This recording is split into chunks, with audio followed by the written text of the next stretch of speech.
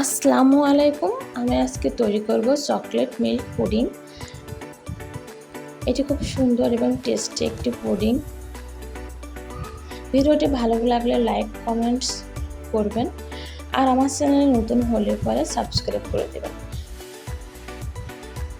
পাশে থাকা বেল আইকনের উপর ক্লিক করবেন, তাহলে আমার নতুন নতুন ভিডিও আপনাদের কাছে পৌঁছে যাবে। এটা তৈরি করতে আমি যে উপাদানগুলো নিয়েছি সেটা আপনাদের সঙ্গে এখন শেয়ার করছি। এখানে আমি জেলো তৈরি করে নিয়েছিলাম বাসাতে আগার আগার পাউডার দিয়ে, আর নিয়েছি বিস্কিট, টোস্ট বিস্কিটের গুঁড়া এটা, আর এখানে নিয়েছি হচ্ছে চিনি, নর্মাল দুধ, কোকো পাউডার। আমি হাইকোর কোকো পাউডার নিয়েছি এবং আগার আগার যে পাউডারটা নিচ্ছি এখন এটাও কিন্তু হাইকোর পাউডারটা কিন্তু ভালো হয়, এতে খাবারটা নষ্ট হয় না। এখন আমি চুলার উপরে দুধ বসিয়ে দিয়েছি আর কি ফুটাতে। দুধটা একটু জাল দিয়ে নেব, তারপর আগার আগার পাউডারটাকে আমি এর ভিতরে দিয়ে দিলাম। এবার দিয়ে দিচ্ছি চিনি, দিয়ে এটাকে আমি একটু জাল করে নেব। হালকা একটু ঘন হয়ে আসলে আমি এটাকে নামিয়ে ফেলবো। এখন এটা হয়ে গেছে, আমি নামিয়ে ফেলবো। এখন আমি এটা বাটিতে ঢেলে নিচ্ছি। এই বাটিটাতে আমি ঢেলে সেট করে নেব।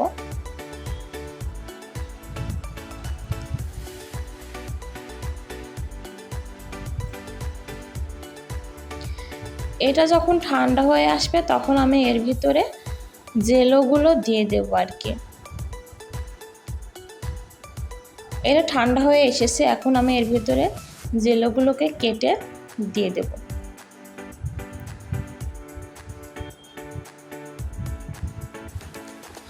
আমি এবার জেলোগুলোকে এর ভিতরে দিয়ে দিচ্ছি।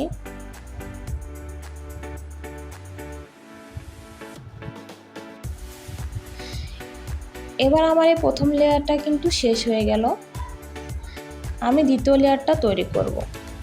এটা এবার সেট করতে দেব। দ্বিতীয় লেয়ারের জন্য আমি আবার নর্মাল দুধ নিয়েছি আর এখানে নিলাম কোকো পাউডার। আমি এখানে 1 টেবিল চামচ কোকো পাউডার নিয়েছি, নিয়ে এটাকে আমি খুব ভালো করে গুলিয়ে নিচ্ছি। এটাও আমি আগের মতনই জাল দিয়ে নেব, চিনি দিয়ে, কোকো পাউডার আর আগার আগার পাউডার দিয়ে দিচ্ছি। এবার কোকো পাউডারটাকে দিয়ে আমি এটাকে ভালো করে জাল করে নিচ্ছি। এটা আমি জাল করে নিচ্ছি। এটা একটু ঘন হয়ে গেলে এটাকে নামিয়ে ফেলবো। দিয়ে দিচ্ছি একটু আগার আগার পাউডার।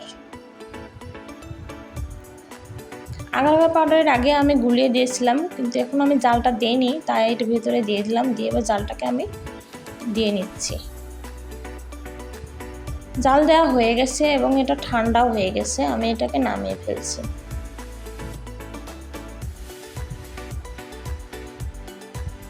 এখন আমি এটা সেট হয়ে গেছে, এর উপরে দ্বিতীয় লেয়ারটাকে ঢেলে দেব। দেখতেই পাচ্ছেন এটা ঘন হয়ে গেছে।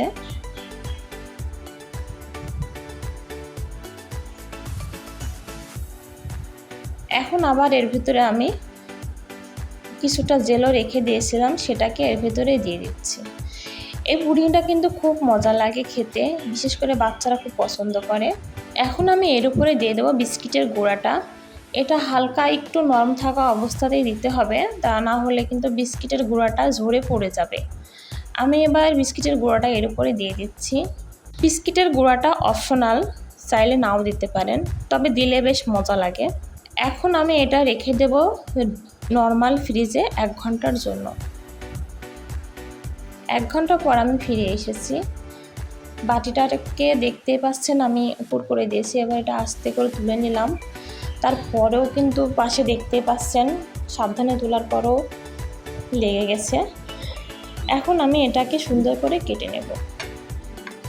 কাটার পরে কিন্তু এর সৌন্দর্যটা আসলে বেরিয়ে আসবে।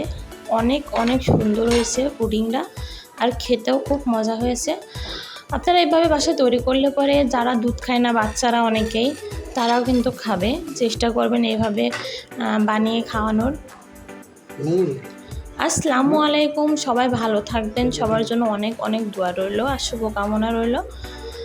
আমার ভিডিওগুলো দেখবেন, চ্যানেলে নতুন হলে পরে সাবস্ক্রাইব করে দেবেন, পাশে থাকা বেল আইকনের উপর ক্লিক করবেন, তাহলে আমার নতুন নতুন ভিডিও আপনাদের কাছে সবার আগে পৌঁছে যাবে।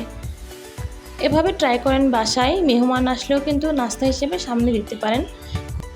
সবাই ভালো থাকবেন, আল্লাহ হাফেজ।